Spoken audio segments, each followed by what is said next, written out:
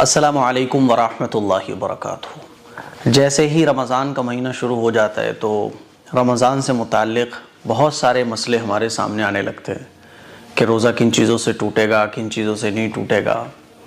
तो हमें रमज़ान के मसाइल सीखना भी चाहिए, बल्कि रमज़ान का महीना शुरू होने से पहले ही सीख लेना चाहिए।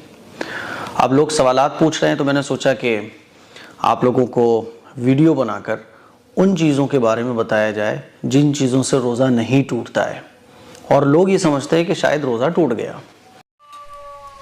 अस्सलामु अलैकुम रहमतुल्लाहि व बरकातुहू। इन 20 चीज़ों से रोज़ा नहीं टूटता, लेकिन कुछ लोग या बहुत से लोग ये समझते हैं कि रोज़ा हमारा टूट गया। तो इस वीडियो को आप लोग ज़रूर देखें और वीडियो को लास्ट तक देखें, इंशाल्लाह आपको सही तरीके से समझ में आ जाएगी बात। तो वीडियो को पूरा देखें और वीडियो पसंद आए तो वीडियो को शेयर करें।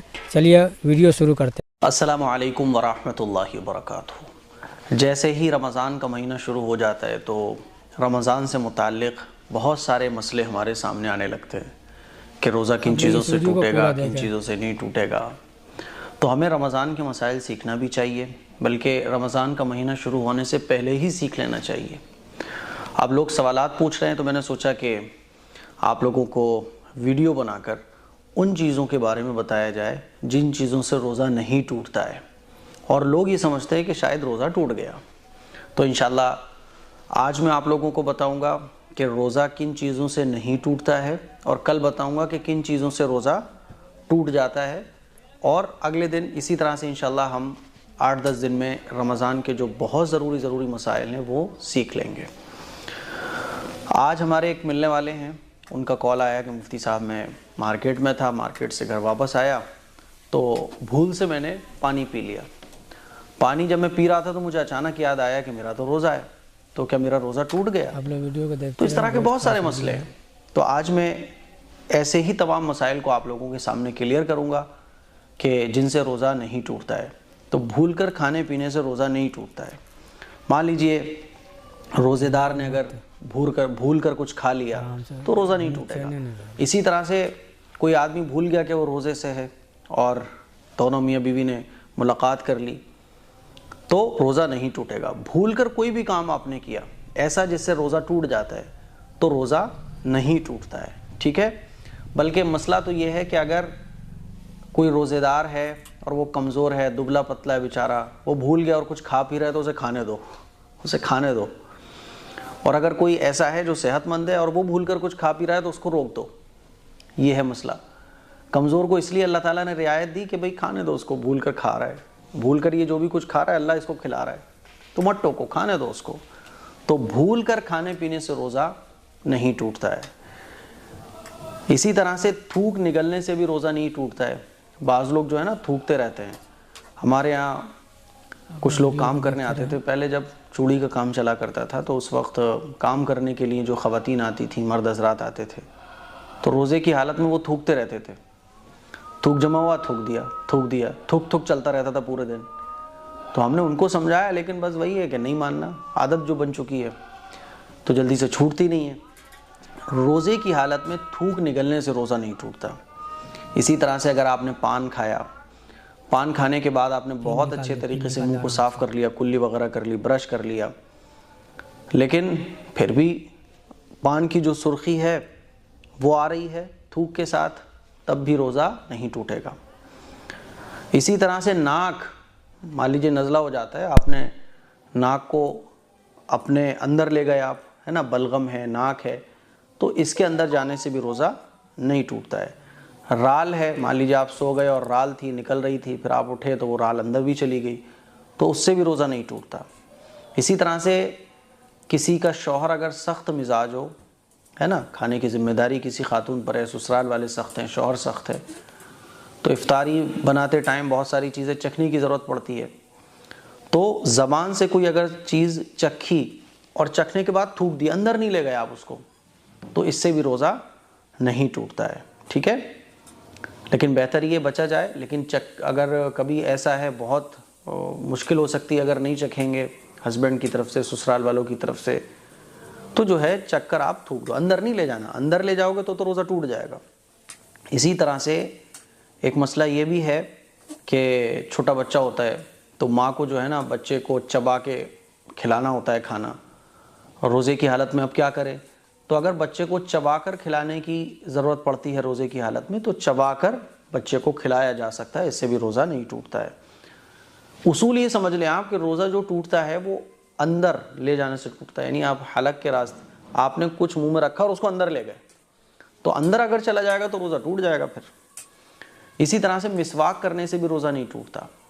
आप रोज़े की हालत में मिसवाक कीजिए, बल्कि मिसवाक करना तो सुन्नत है।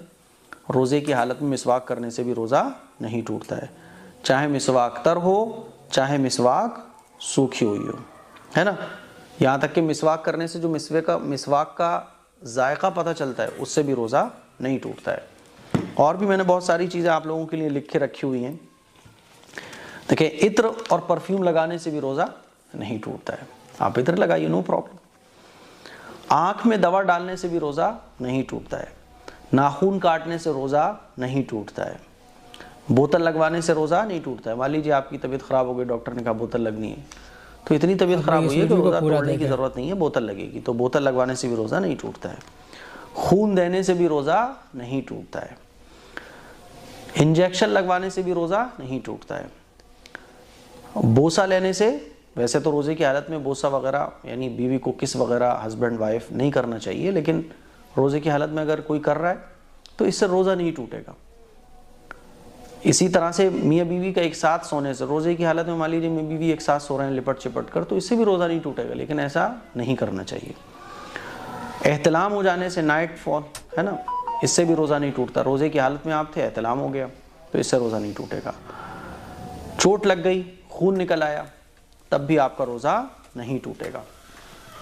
और उल्टी हो जाना, रोज़े की हालत में मान लीजिए आपको पलटी हो गई, तो जो खुद ब खुद पलटी होती है उससे रोज़ा नहीं टूटता। वो जो कहा जाता है ना उल्टी होने से रोज़ा टूट जाता है, वो जब आपने जानबूझ कर की हो।